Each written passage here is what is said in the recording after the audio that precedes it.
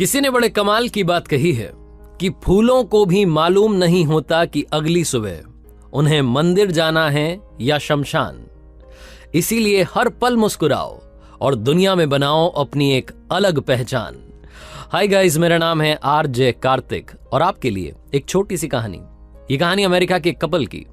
पति पत्नी के बीच में रिश्ता ठीक नहीं चल रहा था, रोजाना अनबन होती थी, झगड़ा होता था और बात तलाक तक पहुंच गई। तलाक की नौबत आ गई। जब तलाक हुआ तो पति को पत्नी को एक सर्टेन अमाउंट देना था। वो पैसा इतना ज्यादा था कि इसने सारा पैसा दे दिया और अपने पास में देखा, जेबें टटोली तो इसके पास में मात्र और मात्र $70 बचे। $70 में होगा क्या, ये समझ नहीं पा रहा था।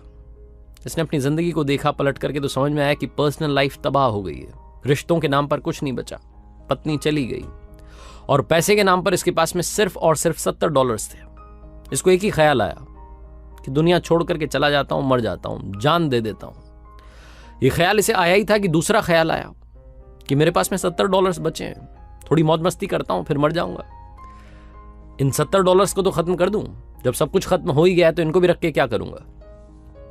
इसी ख्याल के साथ में कसीनो के लिए निकल गया। जुआ खेलूंगा, पैसा उड़ाऊंगा, मर जाऊंगा। वहां पहुंचा तो लाइन लंबी थी। अपनी बारी का इंतजार करने लगा और पास में एक न्यूज़पेपर रखा हुआ था, उसे पढ़ने लगा। उस अखबार में से एक बड़ी खबर दिखी जिसमें लिखा था कि सरकार ने एक बड़ी खदान को, गोल्ड माइन, जिसमें सरकार ने सोच करके खुदाई करना शुरू किया था कि सोना निकलेगा, उस माइन को नीलाम करने का ऐलान किया है। और वो जो नीलामी की तारीख थी वो उसी दिन थी। थोड़ी देर बाद उसका समय हो रहा था। पास ही में जगह थी, सुनसान जगह पर वो खदान थी। इसने जब वो पढ़ा तो इसे लगा कि जुए में पैसा लगाने से अच्छा है एक बार यहां जाता हूं, नीलामी में शामिल होता हूं, कुछ तो अलग करूं। दिमाग वैसे भी इसको कुछ ठीक तो लग नहीं रहा था। इसको लगा चलो ये छोड़ो, ये करते हैं। इसके दिमाग में तो पता नहीं क्या ही चल रहा था। तो वो ड्रॉप करके निकल गया वहां जहां नीलामी होनी थी, उस बड़ी सी खदान की। वो इतना बड़ा गड्ढा जिसमें से कुछ नहीं निकला। सरकार ने आशा त्याग दी, उस जगह पर ये पहुंचा।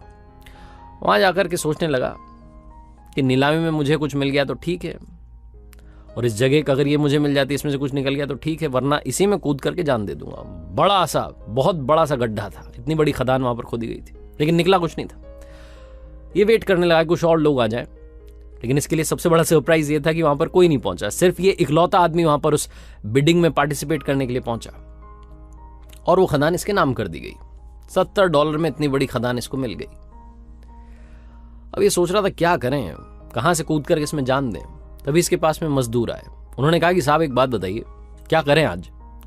हमें आज का तो पैसा मिला हुआ है, आज शाम तक की खुदाई का हमें पैसा मिला हुआ है। आप कहें तो हम, क्योंकि अब आप इसके मालिक बन गए हैं तो आपसे पूछ रहे हैं, आप कहें तो खुदाई कर लें, थोड़ा बहुत खोद दें या फिर जाएं वापस। तो इस व्यक्ति ने कहा कि जब आपको पैसा मिला ही हुआ है 5 बजे तक का, शाम तक का, तो आप खुदाई कर दीजिए। अभी तो 2 ही बजी है, ये 3 घंटे आपके पास में, खुदाई चालू करिए।